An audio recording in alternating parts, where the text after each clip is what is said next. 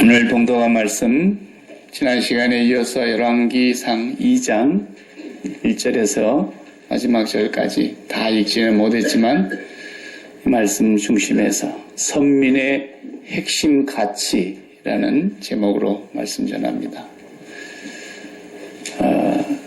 1982년 누군지는 모르지만 타이레놀 캡슐에 사람의 몸을 해치는 약을 독극물을 주입해가지고 그 약이 알지 못한 사이에 팔려나갔습니다. 그래서 시카고에서 7명이 타이레놀을 먹은 7명이 죽었습니다. 그래서 존슨앤존슨 회사에서 비상회의를 열었는데 5분 만에 회의의 결론을 냈습니다. 그 중요하고 심각한 상황에서 5분 만에 회사의 운명을 결정짓는 결론이 나왔는데 국가에서는 시카고 지역에서 그런 일이 벌어졌으니까 시카고에 있는 모든 타이레놀을 다 수거하라는 명령을 내렸는데 이 회사는 그렇게 하지 않고 미국 전역에 있는 타이레놀 제품을 다 수거했습니다. 이렇게 보니까 3,100만 병을 전량을 회수했다고 나와 있습니다. 그리고 전 국민에게 위험을 알리고 이 문제를 해결하기 위해서 1억 달러의 그 당시 1억 달러의 돈을 들여서 정부, 주정부, 연방정부, 지방정부의 공무원들을 다 동원해가지고 500명가량의 공무원들이 동원됐다고 합니다.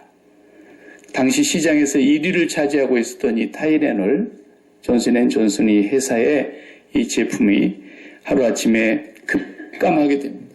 그리고 주식값이 폭락을 하게 되고 모든 사람들이 이제 타이레놀하고는 거리를 두게 돼요. 저라도 안 사겠죠? 이런 상황에 놓여 있었습니다. 그런데 이 회사가 얼마나 재빠르게 그리고 일사불란하게 5분 만에 결정을 내려서 전 미국에 있는 타이레놀 약품을 다 해소해버리고 국민의 건강을 위해서 최선을 다하는 모습을 보여줬다는 것이죠. 돈 버는 회사가 그게 쉽지 않지 않습니까?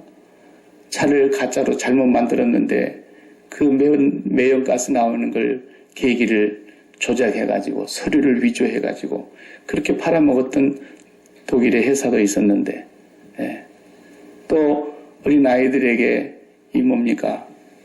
온도와 습도를 조정해주는 그거 배출을 하다가 가습기 때문에 얼마나 많은 사람이 죽고 지금도 평생 그걸 고치지 못하는 병을 달고 살아야 되는 그런 일이 있었을 때 계속 발뺌하고 거짓말하고 이러는데 이 존슨앤존슨 회사가 5분 만에 그런 결정을 내렸다는 것입니다.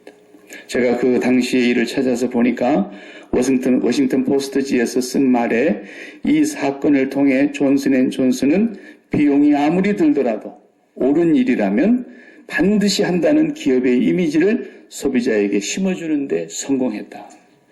그래서 그 뒤로부터서는 누가 독극물을 주입하지 못하도록 캡슐로 만드는 걸 전부 없애고 알약으로만 만들게 됐다고 하는 얘기입니다. 그리고 다시 그 회사가 미국 국민들에게 사랑을 받았다는 얘기죠. 기업이라는 것은 돈을 벌기 위해서 있는 것입니다. 사실로 이윤을 추구하지 않는 기업은 세상에 없습니다. 그런 회사가 이렇게 심각한 문제를 운명을 좌우하는 그런 위기의 순간에 5분 만에 결정을 내릴 수 있었다는 것은 뭐 때문이었을까? 그것은 거기에 참석하여 있는 모든 이사진들이 동일한 DNA를 갖고 있었다는 것입니다. 그게 뭐냐? 핵심 가치라고 하는, core value라고 하는 그 핵심 가치를 그들이 다 갖고 있었다는 겁니다. 소위 말하자면 customers first. 그리고 이윤을 추구하는 것이 기업이지만 우리는 이윤보다도 더 중요한 고객을 생각하는 기업이 되자라는 것이었습니다. 돈 버는 사람들이 그런 결정을 쉽게 못 내리는 것을 우리 오늘날도 보지 않습니까? 1982년에 그 엄청난 위기를 겪었던 이 회사가 그만큼 자기들의 회사의 최고의 가치는 커스터머였다는 겁니다. 그것을 보고 우리가 요즘 말하는 핵심 가치라 하는 핵심 가치다. 이것은 기업뿐만 아니라 국가나 어떤 민족이 그리고 교회도 마찬가지고 일개인도 마찬가지고 무엇을 핵심 가치로 가지고 살고 있느냐에 따라서 결과는 달라집니다. 교회의 핵심 가치가 뭐냐? 그럴 때 교회의 최고의 핵심 가치가 무엇인가에 따라서 그 교회됨이 결정되는 거예요. 다 교회가 아닙니다. 바로 이 핵심 가치가 바로 될 때만 하나님은 그걸 교회로 오늘 시단 고백에서 고백한 대로 나는 거룩한 공교회를 믿사오며 보이지 않고 온 세상에 하나님을 모실 거룩한 성전이 되어가고 있는 그 교회됨은 건물에 있는 것도 아니고 사람이 많이 모이는 데 있는 것이 아니고 재정의 부유함이 있는 것이 아니라 진정한 핵심 가치가 무엇이냐? 그것이 하나님 앞에 교회됨을 결정짓는 것입니다. 네. 그것을 다른 말로 말하면 기초라고도 말할 수 있습니다. 건물을 짓는 데 있어서 기초 얼마나 중요합니까? 예수님께서도 인생의 기초를 모래 위에 세우는 사람, 바위 위에 세우는 사람으로 말씀하셨지 않습니까? 모래 위에 세운다는 것은 아름답긴 하지만 해변가에 별장을 지어놓아봐요. 얼마나 아름답겠어요. 그러나 모래 위에 지은 집이라고 한다면 그것은 우리가 그 결과는 불을 보듯이 뻔한 것입니다. 네. 제가 밴쿠버에 있을 때 이제 바닷가가 가까우니까 모래 조각 전시회를 하면은 1년에 한 번씩은 제가 가봤어요. 어떻게 모래만 가지고 이렇게 높은 성을 지을 수가 있나? 네. 모래를 가지고 디즈니에 있는 그런 성 같은 것을 만들어놨어요. 모래를 가지고 빌딩을 지어놨어요. 네. 근데 너무 아름답습니다. 그러나 그것이 전시회가 한 달 이상 못 갑니다. 네. 그게 얼마나 버티겠습니까? 모래 위에 모래로 세워놨는데. 네. 겉모양이 문제가 아니지 않습니까? 그 내면의 기둥의 기초가 얼마나 튼튼히 잘 되어 있느냐. 이것이 중요한 것이라는 말씀을 하는 것입니다.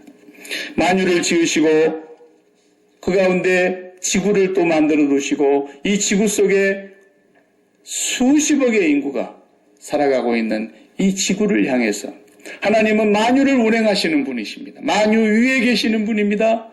만유를 지으신 분입니다. 그분이 온 만유를 운영해 가시는 거대한 회사의 회장님이라고 하신다면 그분의 핵심 가치는 뭐겠습니까? 그의 백성을 구원해내는 일입니다. 그래서 그분은 얼마나 큰 값을 지불했는가를 우리가 잘 알고 있지 않습니까? 독생자를 십자가에서 저주의 자리로 우리 오늘 교동문한 대로 나의 하나님 어찌하여 나를 버리셨나이까? 우리 주님이 그렇게 외치셨지 않습니까? 우리는 하나님 앞에 버림받는다는 것이 얼마나 무섭고 두려운 것인가를 아는 인간이 없습니다. 예. 머리로 느끼고 머리로 조금 아는 정도이지 하나님으로부터 버림받는 것이 얼마나 두렵고 무섭고 처절한 것인가를 예수님은 아시기 때문에 우리가 저주를 받고 우리가 버림받아야 될 그 자리에 주님이 버림받고 저주를 당하셨던 것입니다. 그렇게 하나님은 큰 값을 지불하시면서까지 우리를 구원하시는 것을 하나님의 최고의 핵심 가치를 두셨다는 사실 앞에 우리는 다시 한번 감사하지 않을 수 없고 우리의 인생이 얼마나 하나님 앞에 복된 인생인가를 알아야 할 것입니다. 주님께서는 이 교회를 반석 위에 세우시겠다 그랬습니다. 건물을 세우는 데 있어서 그 기초가 제일 중요한 것처럼 우리 인생에 있어서 가장 중요한 이 핵심 가치, 이것은 개인, 민족, 국가, 기업 누구를 막론하고 사랑과 어떤 신뢰 위에 세워진 그런 기초이냐 아니면 물질이나 어떤 명예나 이런 것에 세워진 것이냐에 따라서 그 인생은 큰 차이가 있는 것입니다.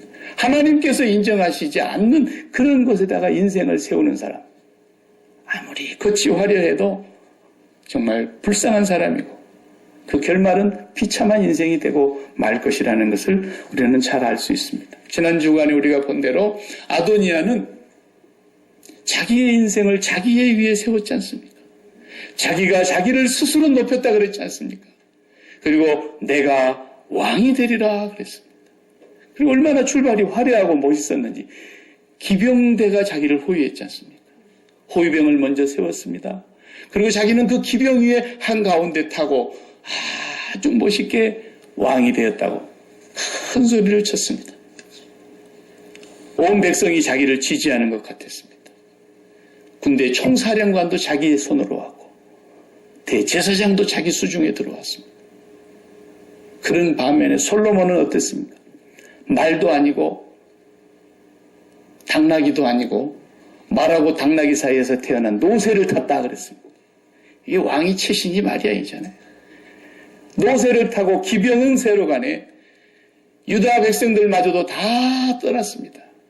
다윗이 사울에게 쫓겨다니던 시절에 함께했던 이방인들, 힘없던 사람들, 그렛 사람들과 블레 사람들과 제사장 한 사람 나단과 그리고 군대 장군 하나 브나야와 그리고 몇몇 사람들과 함께 기온 시내가에서 대관식을 하는데 너무 초라하지 않습니까? 노새 타고 가는 그것이 옛날에 노새는 짐이나 실어 나르는 그런 도구죠. 근데 왕 된 사람이 거기를 타고 갔다 해요. 그러나 하나님은 그를 높이셨습니다. 그리고 다윗이 분명히 나단 선지자에게 그리고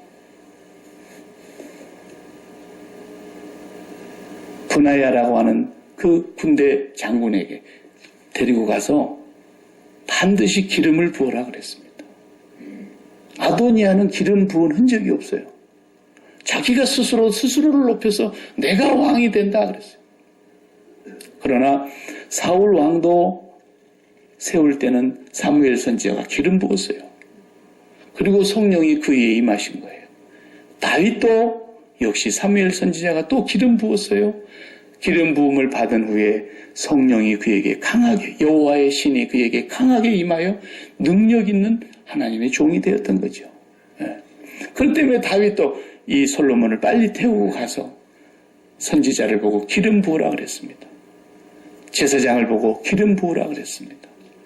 그래서 사독 제사장과 나단 선지자가 가서 기름 붓고 왕으로 세웠습니다. 다윗은 그 무엇보다도 하나님의 기름 부으심이 없이는 아무리 찬란하게 아무리 멋있게 왕으로 출마해도 안 된다는 것이죠. 하나님이 기름 부은 종이라 해야 된다는 거예요. 사울왕은 버림을 받았을지라도 기름 부음을 받은 사람이었기 때문에 다윗도 그를 함부로 행하지를 않았다는 것이죠. 하나님의 기름 부음이 그렇게 중요하다는 것입니다. 우리의 인간에게 있어서 지난 세기와 금세기 앞으로 영원토록 최고의 인간이 가져야 될 지식 중에 최고의 지식이 뭔지 아세요? 그것은 내가 하나님 앞에 저주받아야 마땅한 죄인이라는 걸 아는 것입니다. 그걸 모르는 사람은 박사학위 10개를 갖고 있어도 불쌍한 사람입니다. 이 시대의 최고의 성공은 뭔지 아십니까? 그것은 하나님이 원하시는 핵심 가치 위에 그 기초 위에 인생을 세우는 것입니다. 최고의 성공입니다. 지금 고국에서 동계올림픽이 지금 언제까지인지 모르겠는데 하고 있잖아요. 다 출전했는데 러시아만 자국의 국기를 들고 나오지를 못하고 올림픽 그 오륜 동그라미 5개 있는 오륜 깃발을 들고 개인 선수 자격으로 나왔습니다. 나라 이름의 태극기를 말하자면 자기 나라 국기를 못 붙이고 금메달을 따도 러시아 국가 애국가가 울려 퍼지는 게 아니라 올림픽가가 울려 퍼지는 거예요. 잘 아시는 대로 그 많은 선수들이 먹어서는 안 될 약물을 먹었다는 거예요. 그 약물을 가지고 자기들의 기량을 겨뤘다는 것입니다. 다 드러났습니다. 그래서 약물 중독에서 통과된 사람들만 이번에 개인 자격으로 올림픽 나오게 해주고 나머지 평생에 자기들이 영광의 올림픽에 나가서 금메달 따는 것이 그 선수들의 영광 아닙니까? 근데 못 나오게 해버렸어요. 그들의 기초가 잘못됐기 때문에 하는 거죠. 개인이든 오늘 이 교회이든 우리 미국이라고 하는 국가이든 우리 고국의 이 세상의 모든 나라들 다 마찬가지입니다. 무엇이 핵심 가치인 기초가 되느냐는 것입니다. 거기에 세워있지 아니하면 그것은 결단코 오래가지 못할 것입니다. 반드시 무너지며 그 무너짐이 너무너무 심할 거라고, 바람이 불고 풍파가 있는 날 너무너무 비참하게 무너질 것을 주님이 말씀하셨습니다. 하나님의 선택을 받은 백성에게 있어서 최고의 핵심 가치가 무엇인가를 오늘 열왕기상 2장에서 말씀해 주고 있습니다. 다윗이 죽을 날이 임박했습니다. 유언과도 같은 말씀을 이제 왕이 되어 제3대 임금으로 이스라엘 백성을 이끌 솔로몬에게 유언처럼 남기는 말씀이 있습니다. 여러분, 유언이라 그러면은 보통 때 말하고는 무게가 다르잖아요.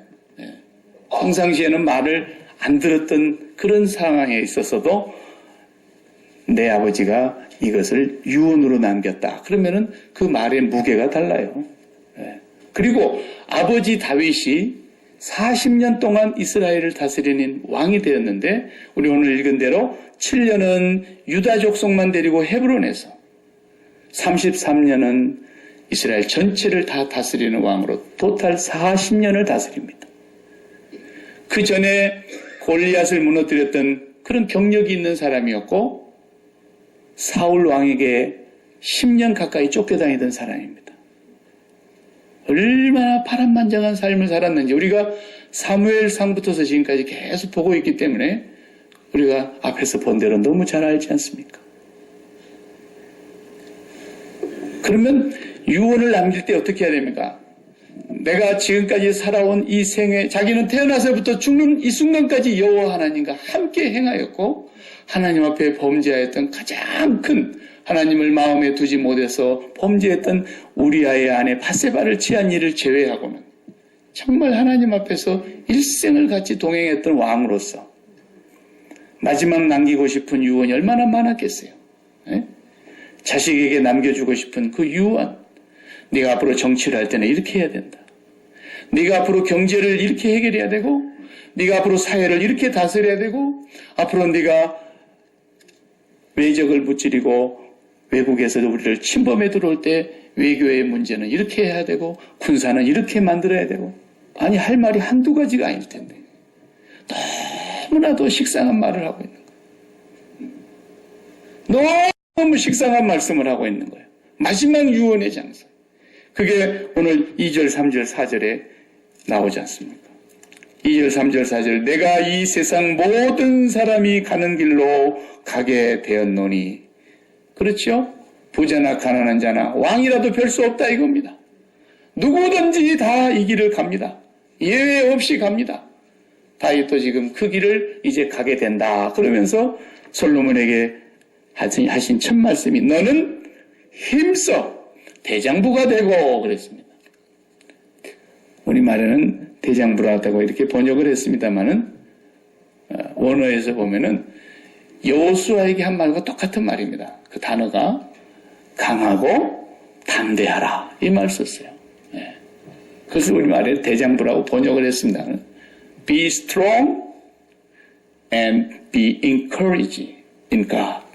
너는 하나님 안에서 강하고 담대해야 된다. 나이가 나와 있죠. 솔로몬이 40년을 통치하는데 솔로몬이 몇 살 때 왕이 됐다는 말이 성경에 없어요. 그런데 유대인 역사가 유명한 조세푸스의 글에 의하면 이때가 15살 정도 됐다는 거예요. 여러분 이렇게 어린 아들을 왕위에 세워놓고 가려고 그러니까 다윗이 얼마나 안쓰러웠겠습니까? 하고 싶은 얘기가 얼마나 많았겠습니까만은 너무너무 식상한 얘기를 하고 있는 거예요. 우리가 다 아는 얘기를 하고 있는 거예요. 너는 강하고 담대하라 하나님 안에서. 네. 첫 번째 다윗의 유언입니다.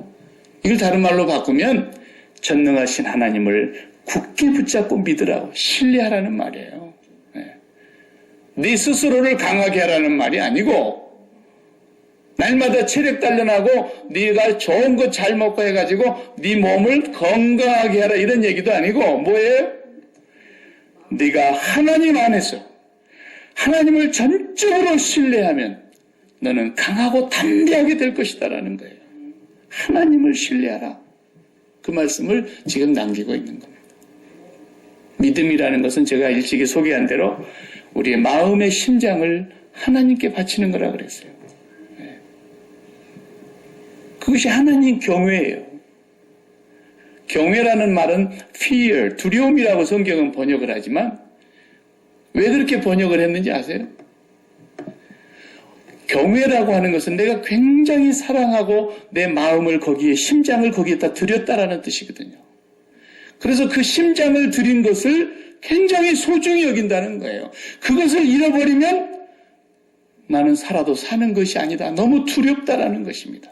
그렇기 때문에 내 마음이라는 심장을 돈에다가 갖다 바친 사람은 돈을 잃어버리면 죽고 못 사는 거예요.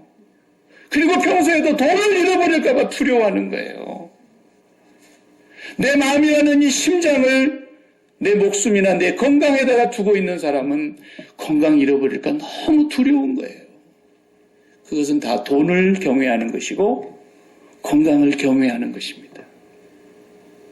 하나님 앞에 나와서 하나님을 섬기는 이 모든 것들도 내가 더 소중한 것을 잃어버릴까 봐서 하나님을 섬기는 것도 우상숭배라 그랬잖아요. 내가 진짜로 소중히 여기는 것이 있는데 그것을 잃어버릴까 두려워서 하나님 섬긴다? 이걸 간음하는 거라 그랬잖아요, 성경에. 하나님을 잃어버릴까? 하나님을 잃어버리면 나는 살아도 사는 것이 아니기 때문에 그 하나님께 내 마음의 심장을 드립니다. 전능하사 천지를 만드신 하나님 아버지께 내 심장을 바칩니다. 이게 신앙 고백이라고요. 그러니까 다윗이 솔로몬에게 네가 네 인생의 핵심 가치, 내 인생의 기초, 네가 맡을 이 이스라엘 민족을 이끌고 가는 왕의 자리에서 가장 소중히 여겨야 될 첫 번째 핵심 가치는 네 마음의 심장을 하나님께 바쳐라. 하나님께 두어라. 바다로 가든 산으로 가든 어디로 가든지 그게 문제가 되는 것이 아니라 누구와 함께 가느냐가 문제라는 것입니다. 천지를 창조하신 전능하신 하나님과 네가 함께만 간다면 그 하나님 앞에서 너는 강하고 담대하라. 하나님이 너를 떠나지 아니하실 것이다. 다윗이 첫 번째 말씀이 바로 그것을 솔로몬에게 남겨주고 간 유언과도 같은 말씀이었습니다. 아직 제가 그 영화를 못 봤는데 언제 시간이 나면 제가 그 영화 한번 꼭 봐야 되겠다. 2012년도에 만든 스티븐 스필버그 감독으로 유명한 감독이 만든 링컨이라는 영화가 나왔는데 제가 그 영화를 못 봤어요. 그래서 대충 이렇게 줄거리만 쭉 지금 보고 링컨을 많이 공부하고 봐야 그걸 제대로 볼 수 있다 그래서 150분씩이나 하는 영화인데 그걸 한번 봐야 되겠는데 미국에 살면서 뭐 링컨이 훌륭하다, 굉장하다 그런 모르는 사람이 없는데 링컨 영화를 한번 보시기 바랍니다. 제가 그걸 좀 이렇게 살펴보니까요. 그 영화의 핵심이 뭐냐면 이런 얘기예요. 국민을 위해서 전쟁을 종결시켜야 될 것이냐. 너무나 많은 젊은이들이 전쟁터에서 피 흘리며 죽어가고 있기 때문에 이 전쟁을 종결시키는 것이 옳으냐 아니면 인류를 위한 자유를 선택해야 될 것이냐. 노예 해방 때문에. 그러나 이 전쟁이 끝나면 다시 노예는 노예로 돌아가고 주인은 주인의 자리로 돌아갈 것이 너무나 자명한 사실이기 때문에 그는 전쟁터에서 피를 흘리면서도 자유를 선택했던 것이죠. 그러기까지는 엄청난 삶의 고뇌를 느낀 것입니다. 인간 링컨을 조명하는 영화였어요. 그리고 남북은 이제 그만 싸우자고 평화를 제의하고 그러 있는 상황에서 어떻게 하는 것이 옳은가. 링컨의 아내도 링컨을 반대하더라고요. 그러니까 링컨의 참모들도 전쟁을 멈추기를 원했어요. 너무너무 갈등 속에 있었어요. 여러분 한 번씩은 다 들어보셨죠? 그 상황에서 참모들이 각하 이럴 때 하나님이 우리 편이면 얼마나 좋겠습니까? 그랬다죠? 그럴 때 링컨은 하나님이 우리 편인가가 문제가 아니라 내가 하나님 편에 지금 바로 서 있는가가 더 두렵다 그랬다는 거죠. 거기 영화 내용 가운데 나오는 것은 링컨이 어머니로부터서 그 물려받은 성경책. 그 성경책의 가장 어느 한 부분이 손때가 제일 많이 묻은 그 자리가 그게 지금 보관되어 있어요. 링컨 기념관에. 그 어려운 한 나라를 다스리는 동안에 얼마나 그의 어깨가 무거웠겠습니까? 정말 얼마나 고뇌가 심각했겠습니까? 정말 여기서 내가 이 피비린내 나는 젊은이들이 전쟁터에서 죽어가는 이 전쟁을 종식해야 될 것이냐 아니면 인류를 위한 자유를 선택해야 될 것이냐 이 문제를 놓고 고뇌하다가 그가 펴서 늘 읽었던 성경 한 구절이 있어요. 그게 시편 34편 말씀이세요. 시편 34편 제가 그 말씀을 한번 읽어드릴게요. 4절의 말씀. 여호와께 간구하매 내게 응답하시고 내 모든 두려움에서 나를 건지셨도다. 자기가 이 말씀을 매일마다 붙들고 나라를 다스리는데 하나님을 의지했다는 거예요. 그 어려운 피를 말리는 고통과 고뇌 속에서 하나님은 자기가 기도하면 반드시 응답하시리라는 확신. 내가 여호와께 간구하며 내게 응답하시고 내 모든 두려움에서 나를 건지셨도다. 이 임마누엘의 신앙을 하나님을 바라보면서 그 위대한 일을 해냈다는 것이죠.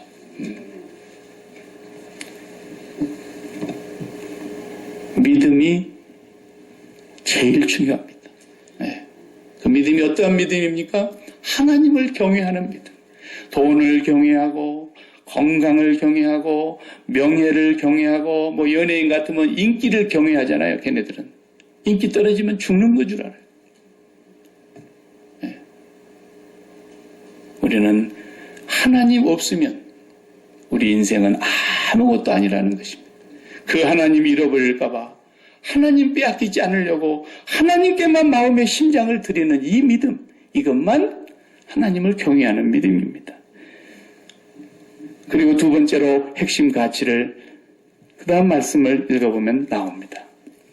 3절, 4절 너무나 식상한 얘기를 해요. 구체적인 얘기가 없어요. 정치는 어떻게 하고 경제는 어떻게 하고 군사는 어떻게 하고 외교는 어떻게 하고 이런 얘기 한마디 안 하시는 거예요. 40년 동안 평생토록 하나님과 함께 동행하면서 그 많은 경험과 그 많은 것들 파란만장한 걸 다 경험해봤던 다윗이 마지막 남기는 제일 중요한 말씀이 내 하나님 여호와의 명령을 지켜 그 길로 행하여 그 법률과 계명과 율례와 증거를 모세의 율법에 기록된 대로 지키라. 그리하면 내가 무엇을 하든지 어디로 가든지 형통하리라. 여호와께서 내 일에 대하여 말씀하시기를 만일 네 자손들이 그 길을 삼가 마음을 다하고 성품을 다하여 진실이 내 앞에서 행하면 이스라엘의 왕위에 오를 사람이 내게서 끊어지지 아니하리라 하신 말씀을 확실히 이루게 하시리라. 두 번째 핵심 가치, 하나님의 말씀 위에 서 있으라. 하나님의 말씀을 끝까지 붙들고 살아라. 여호와의 말씀을 떠나지 말아라. 이것이었습니다. 네.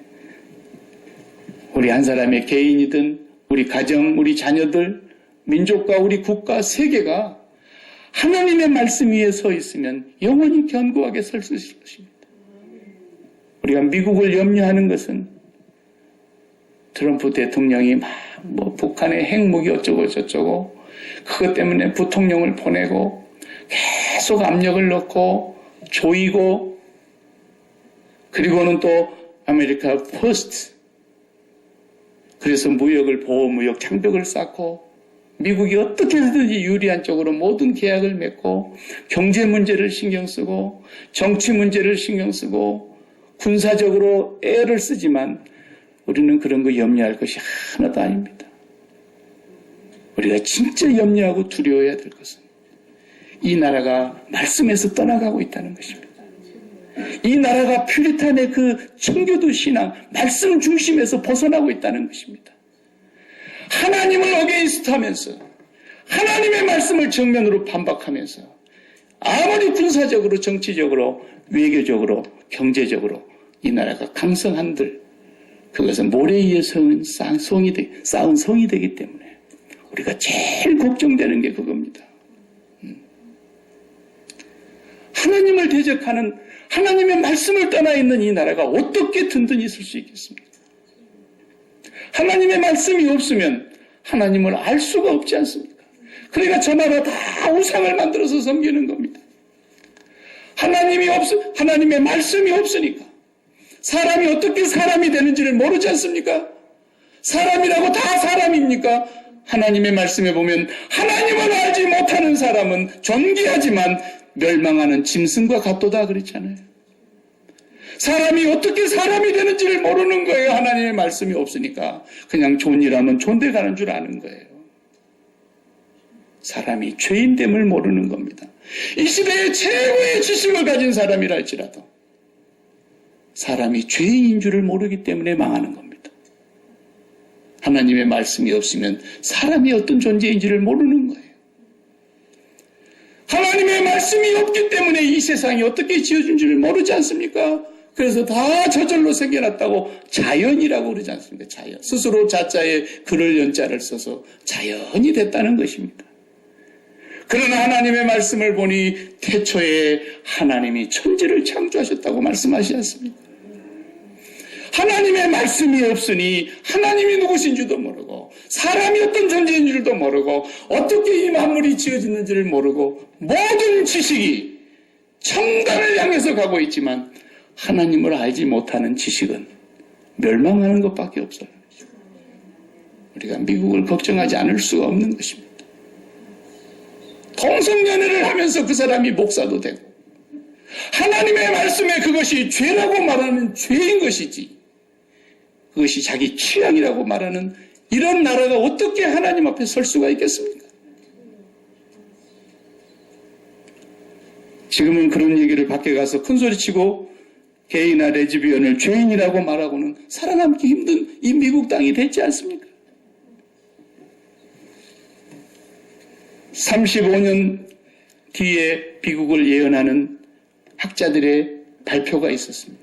16명의 미국의 유명한 저명한 학자들과 신학자들이 최근에 한 칼럼 속에서 한 얘기 가운데 한 가지가 뭐냐 하면 앞으로 35년 후에는 왜 35년 후인지는 모르겠어요. 35년 후에는 미국의 일부 일처의 결혼이 없어질 것이다. 2050년 정도 되면 만약에 그때도 주님이 아직 오시지 않고 미국이 계속 있다고 한다면 일부 일처제가 없어질 것이다. 성경적인 결혼관이 없어질 것이다. 35년 아니라 3,500년, 35,000년이라도 영원히 변치 않을 하나님의 말씀이 기초가 되지 않으면 나라도 개인도 살 길이 없어진다고 하는 것입니다. 우리의 자녀들이 말씀 위에 바로 서 있도록 기도하고 가르쳐야 합니다. 말씀 위에만 바로 서 있으면 되는 겁니다. 영원히 변치 않는 진리의 말씀 위에 네가 반드시 서 있어야 된다. 다윗은 솔로몬에게 그것을 두 번째 핵심 가치로 말했습니다. 세 번째는 주인 행세를 하는 사람들을 전부 다 청산하라 이렇게 말씀하셨습니다. 오늘 본문에 보면은 5절에 요압은 편하게 죽도록 내버려 두지 마라. 편히 죽도록 그냥 죽도록 놔두지 마라. 7절에 보면은 바실레의 아들들은 꼭 네가 기억해 줘야 된다. 이 얘기했어요. 8절에 보면 시므이도 절대로 편하게 죽도록 내버려 두서는 안 된다. 야, 이거 다윗이 진짜 뒤끝이 장렬하는 사람이네. 아니 이렇게 뒤끝이 길어요 이 사람이. 그런 거예요? 아니에요. 다윗이 죽이려고 했으면 자기가 재임하던 시절에 다 죽였어요. 그런데 솔로몬에게 이 얘기를 하면서 너는 지혜로운 사람이니까 하나님께서 주신 그 지혜로 이 일을 잘 처리하도록 말씀하셨습니다. 아도니아가 그래서 숙청을 당합니다. 지난주에 보았던 자기 형, 네 번째 아들 다윗의 내가 스스로 나를 높여 왕이 되리라 했던 아도니아를 죽입니다. 그리고 시므이가 죽습니다. 그리고 총사령관, 아버지와 평생을 함께했던 총사령관 요압이 죽습니다. 이 세 사람이 솔로몬에 의해서 다 죽습니다. 공통점이 뭘까요? 그 사람들의 공통점은 주인 밑에 있으면서 주인 행세를 한 사람들입니다. 이것은 다윗의 나라예요. 그리고 솔로몬의 나라예요. 앞으로 오고 오는 영원한 나라가 오게 되는 예수 그리스도의 나라에 가장 적이 되는 사람들이라는 것입니다. 이 세 사람이 그렇다는 얘기 아니라 이 세 사람의 정신과 이 세 사람의 사고방식과 이 세 사람의 인생과는 하나님의 나라와 절대 상관이 없다는 걸 말하고 있는 것입니다. 이 셋은 반드시 제거해라는 거죠. 아도니아가 어떻게 죽습니까? 이제 이미 동생이 왕이 됐어요. 솔로몬이 왕이 됐는데 솔로몬 왕의 어머니한테 찾아가잖아요. 오늘 우리가 읽지 않는 본문에 보면 쫙 나옵니다. 2장 13절부터 25절까지 내용이죠. 밧세바를 찾아가가지고 한다는 말이 뭐라 그래요? 제가 사실은 왕이 돼야 될 사람인데요. 이렇게 나가잖아요. 전 얘기가. 제가 본래는 왕인데요. 그래 하나님이 그렇게 하라 그랬으니 저는 그냥 어쩔 수 없지만 그래도 제 한 가지는 청을 들어주셔야 됩니다. 제가 얘기하면 안 들어줄 것 같아도 어머니가 와서 아들에게 얘기하면 들어줄 겁니다. 그러면서 솔로몬의 어머니 밧세바에게 하는 말이 아비삭을 저에게 주어서 아내로 삼게 해주십시오. 그랬어요. 아비삭이 누굽니까? 미스 이스라엘이라 그랬잖아요. 미스 이스라엘이에요. 1장에서 그렇게 뽑았다 그랬어요. 그 다윗이 늙어도 이불을 덮어서 따뜻하지 않으니까 그 젊은 처녀 하나를 미스 이스라엘을 구해다 갖다 넣어줬는데 잠자리를 안 했다 그랬어요. 시중만 들고 다윗은 죽었어요. 그러자 이 아비삭이 미스 이스라엘이니까 얼마나 이뻤겠어요. 그 이걸 나의 아내로 삼게 해달라고 솔로몬의 어머니 밧세바를 찾아가가지고 그러니 솔로몬의 어머니가 가만히 들어보니까 그도 이해가 간다 이거예요. 그래 본래 네가 왕이 될 순서는 맞기는 맞지만 하나님의 뜻이 내 아들에게 있었으니까 그렇지만 너를 달래기 위해서 내가 솔로몬에게 가서 잘 얘기해 볼게. 그리고 돌려보냈어요. 그리고 솔로몬에게 찾아가서 얘기하지 않습니까? 어머니가 이보게 걔는 주지 그냥. 그 얘기를 하자마자 솔로몬이 얼마나 보러 화를 냅니까? 어머니 아비삭도 주고 왕위도 차라리 주시죠. 내가 오늘 여호와의 살아계심을 두고 맹세하건대 그는 죽을 것입니다. 그리고 분하야 사령관을 보내어서 죽이라 그랬어요. 네. 죽이라 그랬더니 어떻게 해요? 안 죽으려고 발버둥 치죠. 그리고 제단 안에 들어가가지고 뿔을 잡고서 제단 뿔을 잡고 살려달라고 이리 나와. 그래가지고 살려줬어요. 형이 잘못한 게 하나도 없으면 내가 죽일 일이 없지. 그랬는데 집에 가갖고 그 못된 생각이 들어간 거예요. 아버지하고 잠자리는 한 번을 같이 안 했지만 아버지의 아내입니다. 그것을 자기의 아내로 달라고 하는 것은 이건 뭐예요? 아버지의 왕통을 내가 이어받았다고 하는 얘기입니다. 아직도. 네. 이건 조선왕제도 마찬가지 얘기예요. 그러자 분하야를 보내서 그냥 쳐 죽이게 됩니다. 그래서 죽음을 당한 거예요. 아직도 자기가 왕이라고 하는 의식을 못 버리는 거예요. 솔로몬에게 왕위는 빼앗겼다고 생각하는 거예요. 왕은 아직도 자기라고 생각하는 거예요.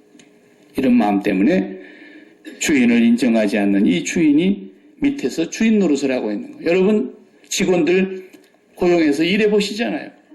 여러분 밑에 있는 주인들 고용하면은 뭐 우리가 지들만큼은 영어를 잘 못하죠. 발음도 시원찮아죠. 하고 싶은 얘기 다 못할 때가 많죠. 이것들이 주인을 간을 본다는 거예요. 이건 한날 한시에 내쳐야 될 것들입니다. 주인 밑에서 주인 행세하는 사람은 이건 안 되는 거예요. 그다음 요압을 처리하는데 요압이 어떻게 처리당합니까? 요압 먼저 아비아다를 먼저 추방하죠. 26절 7절 보면은 아버지와 함께 내가 평생 우리 아버지 환난당할 때 너도 같이 환난당하고 아버지와 일생을 같이 했으니까 내가 너를 차마 죽이지는 않겠다. 그리고 제사장직을 빼앗아 버리잖아요. 엘리 제사장의 마지막 후손이 아비아달입니다. 사무엘 선지자 때 엘리 제사장에 대한 하나님의 심판의 선언이 기억나시죠? 그 심판이 엘리아살에 와서 아비아달 제사장으로서 끝나는 겁니다. 그 가문이 영원히 제사장 가문에서 사라지는 거예요. 그 영광을 잃어버린 거예요. 그리고 요압을 처형합니다. 28절에서 35절에 처리합니다. 그 처리하는 이유가 나옵니다. 28절에 32절을 먼저 보겠습니다. 32절 여호와께서 요압의 피를 그의 머리로 돌려보내실 것은 그가 자기보다 의롭고 선한 두 사람을 쳤음이니 곧 이스라엘 군사령관 네레의 아들 아브넬과 유다의 군사령관 에델의 아들 아마사를 칼로 죽였음이라. 이 일을 내 아버지 다윗은 알지 못하셨나니 그들의 피는 영영이 요압의 머리와 그의 자손의 머리로 돌아갈지라도 다윗과 그의 자손과 그의 집과 그의 왕위 위에는 여호와께로 말미암는 평강이 영원히 있으리라. 이렇게 말씀했어요. 요압이 죽는 이유는 두 가지예요. 자, 사울이 다윗을 그렇게 죽이려고 쫓아다닐 때에 사울의 군대 총사령관이 아브넬 아닙니까? 그러자 아브넬은 전쟁에서 패했지만 살아남았어요. 사울은 죽었어요. 그러자 사울의 아들 이스보셋을 데리고 요압은 이스라엘의 왕으로 세웠습니다. 그리고 한때 왕의 자리에 버금가는 권세를 누렸습니다. 그런데 이스보셋하고 둘이 사이가 어그러졌잖아요. 그러니까 이스보셋이 요압을 나무래니까 요압이 아브넬을 나무래니까 아브넬이 화가 나가지고 내가 이스라엘의 개입니까? 막 이러면서 아브넬을 배반하고 이스라엘 10지파를 데리고 다윗에게로 와버렸잖아요. 그러니까 다윗은 그냥 받아준 거예요. 사울왕이 살았을 때는 자기를 죽이려고 10년 동안 쫓아다녔던 아브넬 장군을 그냥 받아준 겁니다. 그리고 이제는 나라가 분열되지 않고 통일이 되겠구나. 다윗이 너무 기뻐서 아브넬을 환영했는데 그때 요압이 없었거든. 그 자리에. 전쟁터에 갔었거든요. 돌아와 보니까 아브넬이 살아있단 말이에요. 다윗이 살려줘가지고 받아들였다는 얘기를 들으니까 요압이 화가 나서 아브넬을 가서 찔러서 죽이잖아요. 주인이 그렇게 좋다는데 주인 밑에 있는 이 종이 가서 그걸 죽이는 거예요. 네. 그리고 또 하나 아마사는 유다 사람인데 다윗의 셋째 아들 압살롬이 반란을 일으켜가지고 아버지를 몰아내려고 할 때에 군대 장관이 누구였어요? 아마사였어요. 이게 압살롬과 함께 붙어가지고 아버지를 몰아냈던 사람입니다. 그런데 나중에 압살롬이 요압에게 죽고 압살롬의 수하에 있었던 총사령관 이 아마사가 유다 백성으로서 다윗이 너 왜 가만히 있냐? 이스라엘 백성들은 나를 왕으로 추도하겠다고 지금 난리를 치는데 너는 유다 백성이면서 나의 족속이면서 왜 너는 가만히 있냐? 아마사를 불러가지고 비록 네가 압살롬에게 붙었지만 너의 주군은 이제 죽었고 내가 너를 사령관으로 임명할 테니까 유다 백성들을 다 이끌고 와서 나를 왕위에 세우는 일에 참여해라. 아마사가 돌아왔어요. 다윗이 너무너무 기뻤어요.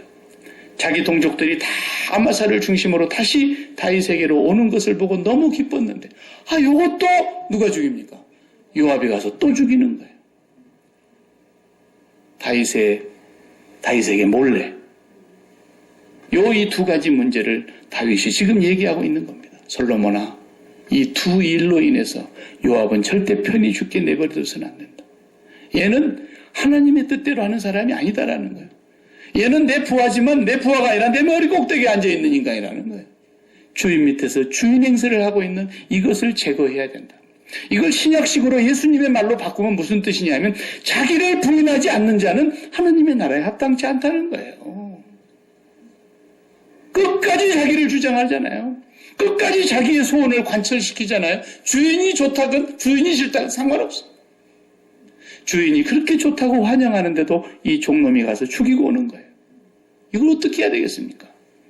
하나님의 나라는 이런 사람들의 것이 아니다라는 것이죠. 다윗의 나라에서 이런 사람을 제거해야 된다고 말하는 것입니다. 예수 그리스도께서 분명히 말씀하시기를 다윗의 나라는 영원할 것이다. 그 다윗의 후손으로 오셔서 이 땅에 왕으로 다시 오실 예수 그리스도의 나라는 자기를 부인하는 사람 절대 못 갑니다. 자기를 부인하는 사람은 한 명도 발자국도 못 들여놓습니다. 자기를 부인하고 자기 십자가를 지는 사람만이 그의 나라에 합당하다고 하는 것입니다. 그 다음에 마지막에 시므이 죽이잖아요. 시므이 누굽니까? 아버지가 압살롬에게서 왕위를 뺏기고 맨발로 예루살렘의 성을 빠져나가고 도망칠 때 뒤따라오면서 이 버러지 같은 인간아, 이 죽은 개만도 못하는 것이다. 그러면서 막 다윗을 욕하면서 돌멩이를 던지면서 흙먼지를 날리면서 다윗의 입에 담지도 못할 저주를 퍼부었던 시므이. 이것도 하나님께서 처리를 하는 거예요. 어떻게 처리합니까? 솔로몬이 이렇게 말했습니다. 2장 42절을 보세요. 왕이 사람을 보내어 시므이를 불러 이르되 내가 너에게 여호와를 두고 맹세하게 하고 경고하여 이르기를 너는 분명히 알라. 네가 밖으로 나가서 어디든지 가는 날에는 죽임을 당하리라 하지 아니하였느냐. 가택연금을 시켜놨어요. 너는 이 예루살렘 성을 못 나가. 나가는 날은 너는 죽어. 여호와의 이름으로 맹세할래? 맹세하겠다. 내가 너를 죽여 마땅하지만 우리 아버지 앞에 하는 일을 봐서는 그러나 죽이지는 않겠다. 그러나 내가 살아있는 한 네가 이 성을 빠져나갈 수는 없어. 그리하게 싸웁니다. 이랬어요. 그 한 3년은 잘 버텼습니다. 여러분 그렇지 않습니까? 이 나라 법도 그런 소리를 한번 처음으로 와서 도둑질해 간 놈은 이거 판사 앞에 데리고 가도요. 오후 되면 풀려납니다. 우리가 이해가 잘 안 되잖아요. 그래도 어떻게 하고 빨리 풀려납니까? 다시는 그 집에 너는 못 가. 그리고 그 집 앞에 길도 못 걸어가. 건너서 돌아다녀. 이렇게 된다고요? 그러면 얘들이 잘 지킵니다. 그거 안 지키면 이제 재범으로 잡히면은 엄청나게 크게 벌을 받는 것을 아기 때문에. 정신이 똑바로 박힌 녀석들은 그걸 지키더라고요. 제가 보니까. 사울이 너에게 분명히 얘기했어요. 솔로몬이 시므이에게 얘기했어요. 앞으로 이 성 안에서만 살아. 나가면 죽어. 이랬어요. 그러니까 시므이가 그리하게 싸웁니다. 하는데 3년 동안 잘 지켰습니다. 그거 어떻게 잊어버릴 수 있겠습니까? 못 잊죠. 그런데 어느 날 종놈 둘이가 도망을 갔어요. 이게 도망을 가가지고 블레셋 땅으로 아기스 왕한테로 망명을 해버렸네. 이 괘씸한 지고에서 종을 잡으려고 성을 빠져나가서 그 두 놈을 잡아왔습니다. 그 얘기를 옆에 있는 사람들이 솔로몬 왕에게 얘기했어요. 그래서 놓고 지금 하는 얘기가 그 얘기입니다. 어찌하여 여호와를 두고 한 맹세와 내가 너에게 이른 명령을 지키지 아니하였느냐. 왕이 또 시므이에게 이르되 네가 네 마음으로 아는 모든 악 곧 내 아버지에게 행한 바를 네가 스스로 아나니 여호와께서 내 악을 내 머리로 돌려보내시리라. 그래서 분하야 장군이 또 시므이를 죽입니다. 이거 주인을 말을 우습게 한 거예요. 너 이 성에서만 살아. 여호와의 이름으로 맹세할 수 있어? 예, 맹세합니다. 그래놓고 주인 말을 우습게 알고 나갔다 온 거예요. 네. 이게 살아려고 했으면 자기를 부인했어야죠. 종놈 둘이 갔으면 어째 할 수 없지. 그래도 내 목숨보다는 그 종 두 놈을 내가 버리는 게 낫지. 이러고 안 나갔어야 되는 거예요. 근데 집까짓게 뭐 그러면서 나갔다 온 거예요. 그냥 죽었습니다. 예. 여호와의 나라, 하나님의 나라, 그의 백성된 자들은 자기를 부인하지 않으면 절대로 불가능하다는 것을 다윗이 이 사건을 통해서 솔로몬에게 지금 유언하고 있는 것입니다. 한 개인이든 민족과 국가이든 핵심 가치가 무엇인가에 따라서 존립이 결정됩니다. 첫 번째는 믿음입니다. 언제 어디서나 독생자를 나에게 주시기까지 나를 사랑하시는 그 하나님은 어떤 환경 속에서도 나를 떠나지 아니하시고 버리지 아니하신다는 이 믿음, 이 확신, 여기에 신뢰를 두고 살아야 합니다. 두 번째는 말씀. 풀이 시들어지고 꽃이 떨어지고 잎은 말라지고 온 세상 천지, 온 세상의 법이 다 바뀌어도 여호와의 법은 변할 수가 없는 것입니다.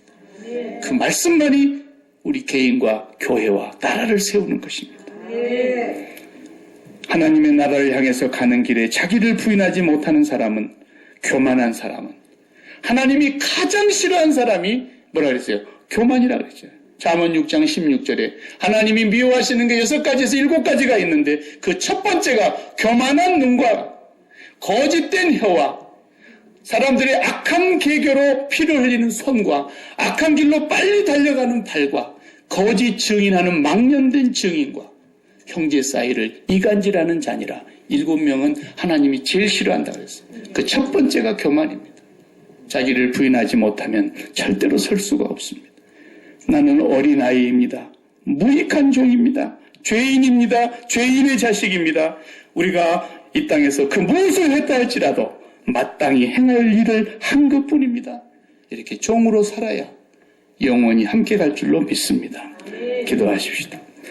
존귀하신 주님, 다윗이 마지막 임종을 앞두고 솔로몬에게 남긴 유언과도 같은 인생의 가장 귀한 핵심 가치 이 3가지를 오늘 우리 마음속에 골수에 사무치도록 잘 박힌 목과 같이 박혀서 이 말씀이 우리의 삶의 기초가 되게 하시고 우리 교회의 기초가 되게 하시고 이 나라 미국과 우리의 고국과 모든 백성들의 기초가 되게 하여 주시옵소서.